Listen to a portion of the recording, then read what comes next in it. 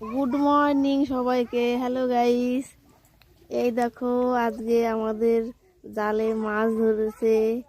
জাল পেতেছিল কালকে, তাই এই দেখো জাল পেতেছে, দেখো মাছ বেঁধেছে, ধরে এনেছে।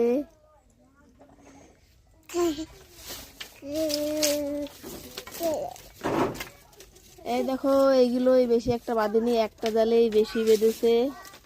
দেখাচ্ছি তোমাদেরকে।